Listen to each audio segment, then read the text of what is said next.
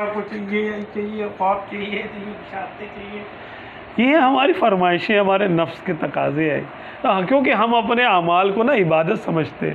نہیں یا سیدین ایسا نہیں، میں دیکھو میں قرآن پھر بتا رہا ہوں کہ سیدنا ابراہیم خلیل اللہ علیہ نبینا علیہ السلام نبی تھے، اس کے باوجود انہوں نے اپنے دل کے اطمینان کے لیے ایک عرض کی، ہاں الا تؤمن، تو ایسا ہے کہ اب ہم تو نبی، مطلب ہے کہ ہم تو ایک گناہ گار امتی ہے نا، تو ہمارے لیے بھی تو کچھ تھوڑا سا ہونا چاہیے تسلی تشفی کا کوئی سامان۔ کوئی بات یہ ہے کہ بالکل ایسے ہر بندے کو یہ شوق ہوتا ہے، ہم اپنی عبادت کو جس نظر سے دیکھ رہے ہیں، اب یہ ہمیں یہ نہیں معلوم ہے کہ ہمارا رب کس نظر سے دیکھ رہا ہے اس کو، بات تو ہماری ہے ہی نہیں نا، ہمارے تو نہ تو بس کی بات ہے کچھ دیکھنا یا کسی کو دکھانا، یہ بھی بس کی بات نہیں ہے، اور نہ یہ اس کو طلب کرنا چاہیے، یہ بات بھی ہے۔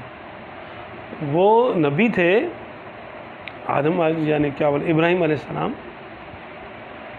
تو ان کا کوئی کام اللہ کے حکم کے بغیر نہیں تھا، وہ دعا بھی کیا پتہ کن حکمتوں کے تحت آپ نے مانگی تھی، کیا پتہ کوئی راستہ کھولنا تھا۔ بعض اوقات ان کا ایک معاملہ ہوتا ہے، وہ امت کے لیے ایک کسی نعمت کے حصول کی دلیل بن جاتا ہے، راستہ بن جاتا ہے۔ جیسے آپ صلی اللہ علیہ وسلم کو معراج ہوئی نا، رب سے کلام ہوا، اب بعد والوں کو راستہ کھل گیا، بعد والوں کو اپنی اپنی حیثیت کے مطابق خواب میں یا کسی اور طریقے سے، ان آنکھوں سے نہیں دل کی آنکھوں سے رب کا دیدار ہو سکتا ہے، ان کی معراج اس روحانی معراج ان کو ہو سکتی ہے، کیونکہ وہ راستہ آپ صلی اللہ علیہ وسلم کی طرف سے کھولا گیا۔ جنت دیکھی، دوزخ دیکھی، سارے معاملات دیکھے، قبر کے احوال دیکھے، آپ صلی اللہ علیہ وسلم نے بیان فرمایا نا کہ موسیٰ علیہ السلام کو دیکھا کہ وہ قبر میں نماز پڑھ رہے، پھر پہلے آسمان دوسرے آسمان، تمام انبیاء کرام سے ملاقاتیں ہوئی، امامت کرائی، یہ سارے معاملات کھل گئے۔ اب یہ اولیاء اللہ کے لیے ایک راستہ کھل گیا کہ کوئی اس میں قبروں کے احوال سے واقف ہوگا، کوئی ارواح سے ملاقاتیں کرے گا، کوئی جنت دوزخ کے مراقبے کر لے گا، حقیقی مراقبے، اور کوئی رب سے کلام کر لے گا۔ اس معراج کا حصہ نیچے والوں کو ملے گا۔ تو کیا پتہ وہ جو معاملات تھے ابراہیم علیہ السلام کی جو دعا تھی، وہ آپ نے رب کی دی ہوئی ہدایت پر ہی کی تھی۔ وہ باطنی ہدایتیں ہوتی ہیں ان کو کہ تم یہ دعا کرو یا یہ کرو، ایسے کرو، تو وہ کرتے ہیں، اس کے اندر کروڑوں حکمتیں ہوتی ہیں۔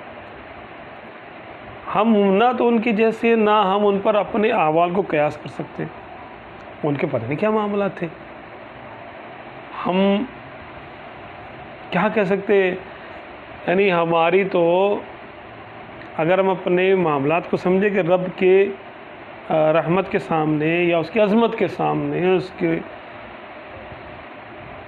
ذات کے سامنے کسی کی کیا اوقات ہے، ہماری کیا اوقات ہے، ہماری عبادت کہلانے کے قابل بھی ہیں کہ نہیں،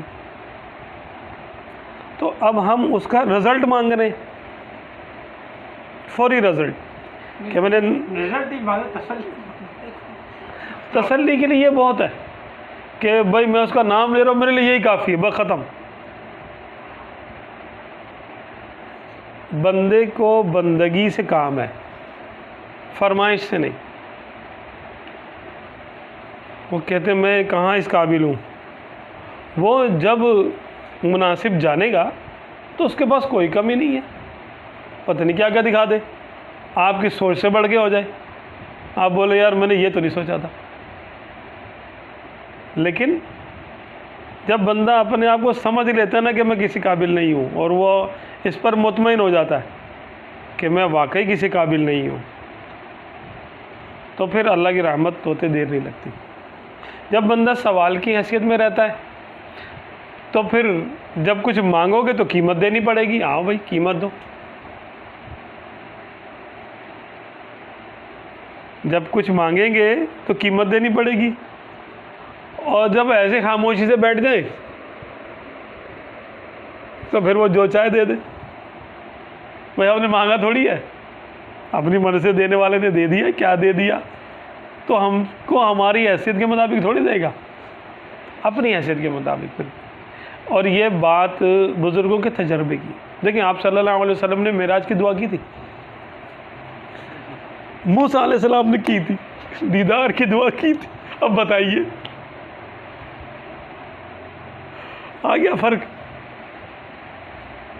تو ان کے احوال کا تو ہم کوئی قیاس نہیں کر سکتا، ان کے وہ بڑے لوگ ہیں، ان کی بڑی باتیں، لیکن اس میں سبق ملتا ہے. اولیاء اللہ اسی لیے کلام نہیں کرتے، کوئی تجلی کچھ بھی نہیں مانگتے. وہ کہتے ہیں بس ہم اس قابل تھوڑی کہ تیرا نام لے لیں، تو نے ہمیں توفیق دے دی، ہمیں اجر مل گیا. ہمارا اجر تو تیرا نام ہے، یہ ہمیں اجر مل گیا کہ ہمارے لیے یہی اجر ہے. جنت سے بڑھ کے اللہ کا نام ہے کہ نہیں؟ وہ آپ کو جنت دکھا دے یا آپ کو جنت عطا کر دے اور دوسرے شخص کو 2 رکعت کی توفیق دے دے. تو بزرگ کہتے ہیں کہ اگر اللہ مجھ سے پوچھے کہ 2 رکعت پڑھنی ہے یا جنت میں جانا ہے تو میں 2 رکعت کو اختیار کروں گا. کیوں؟ کہ جنت میں میرے نفس کی غذا ہے، رضا ہے، اور 2 رکعت میں میرے رب کی رضا ہے. تو میں اپنے رب کی رضا کو اختیار کروں گا. تو ایک طرف جنت ہے، حالانکہ جنت بھی اللہ تعالیٰ ہی آپشن دے رہا ہے نا ان کے بقول.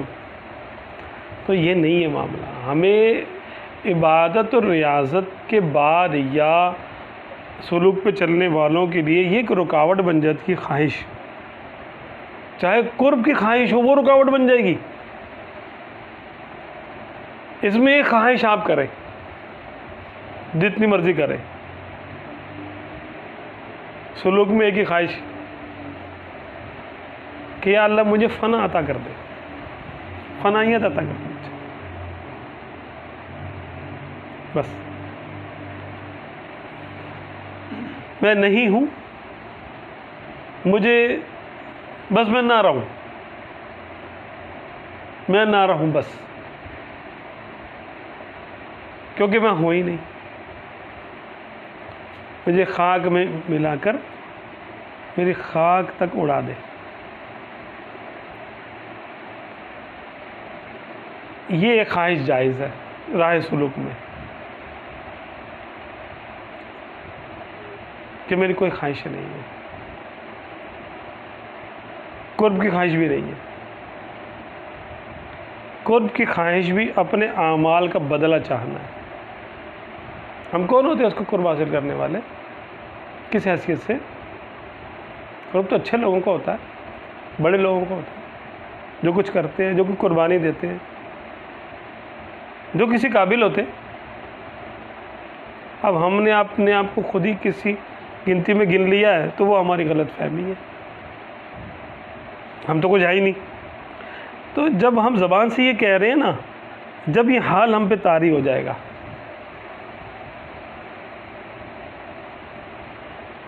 ہمارا کام پورا ہو گیا. ہم اتنا کر سکتے تھے کہ ہم مٹ جائیں، مٹ گئے. آگے اس کا کام ہے فانی. ہم تو فانی ہے، فنا ہونا ہی ہم نے.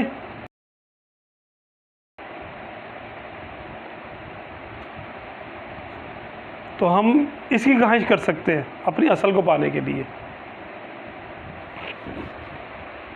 یہ زیارات وغیرہ یہ سب ہیں، یہ بزرگوں کے معاملات ہیں، بڑے لوگوں کی باتیں ہیں. کہتے ہیں کہ بھائی عام لوگوں کو تو ہوئی نہیں ہوتی نا. راہ سلوک میں یہ نہیں ہے اجازت نہیں. ہم دوسرے لوگوں کو بتایا کہ میرے کو یہ خواب ملا، ہمیں نہیں پتہ ہو رہی ہوگی بھائی، وہ ہوگا، ہو سکتا ہے خاص ہو. ہماری نظر میں وہ عام آدمی ہے، پتہ نہیں اللہ کا مقبول بندہ ہوگا، وہ ہمیں کیا پتہ. ہمیں اپنا پتہ ہے کہ میں نہیں ہوں. مجھے میرا پتہ ہے کہ میرے سے زیادہ کوئی شاید ہی کوئی ہوگا الٹے سیدھے کام کرنے والا. تو مجھے میرا پتہ ہے کہ مجھے تو اپنی حقیقت من آنم کے من دانم، میں جانتا ہوں کہ میں کیا ہوں. دوسروں کا مجھے کیا پتہ، کیا پتہ جو عام سا شخص نظر آ رہا ہے وہ کچھ بھی ہو سکتا ہے، نیک بھی ہو سکتا ہے. ولی بھی ہو سکتا ہے، ہمیں کیا پتا، کیونکہ ہم اپنے پیمانے پہ اس کو جانچ رہے ہوتے ہیں نا، کہ میں نماز پڑھتا ہوں یہ کم نہیں پڑھتا یا میرے سے کم پڑھتا ہے، میں اتنا صدقات خیرات کرتا ہوں یہ اتنا کم کرتا ہے یا نہیں بھی کرتا. تو ہم نے اپنے آپ کو ایک خانے میں فکس کیا ہوتا ہے کہ میں اس لیول کا تو ہوں کم سے کم، اب اتنا بھی برا نہیں ہوں، ہے نا. تو اس سے ہمیں باہر نکلنا ہے. یہ غرور ہے ہماری انا کا غرور ہے کہ جو لوگ مجھ کو برا کہہ رہے ہیں، وہ ایک شعر بھی ہے نا، جو لوگ مجھ کو برا سمجھ رہے ہیں کچھ وہ شخص بھی برا ہوگا، اس طرح کر کے پتہ نہیں کوئی شعر ہے کہ جو لوگ ہم کو برا کہتے ہیں ان میں بھی تو کوئی برائی ہوگی نا. اچھا بھائی ٹھیک ہے، ہم لوگ اس لیول پہ چل رہے ہوتے ہیں کہ بھائی اب اتنے بھی برے نہیں ہیں، اتنے بھی گناہ گار نہیں ہیں. بھائی کیا ہو گیا، اب ہے تھوڑے بہت گناہ گار ہیں. تو یہ سلوک میں یہ معاملہ نہیں چلتا. سلوک میں تو یہ ہے کہ بس جتنی عاجزی کی جائے وہ بندے کی حقیقت ہے، کی نہیں جائے، جتنا عاجز بنا جائے اندر سے. اللہ ہی جانتا ہے کہ بندے کو اپنے بارے میں کیا گمان ہوتا ہے، اس کا اپنے بارے میں بندہ اپنے آپ کو کیا سمجھتا ہے اللہ کو پتہ ہے. تو جب اللہ تبارک و تعالیٰ کے سامنے ہم اپنے اندر ہی فنا ہو جاتے ہیں، ختم ہو جاتے ہیں اور کوئی حیثیت نہیں اپنی سمجھتے، تو فنا کے بعد تو بقا کی منزل ہے، تو وہ اپنے کرم سے دے دیتا ہے، کوئی مسئلہ نہیں. آئے نہ آئے نظروں میں دل میں ہی نظارہ کافی ہے.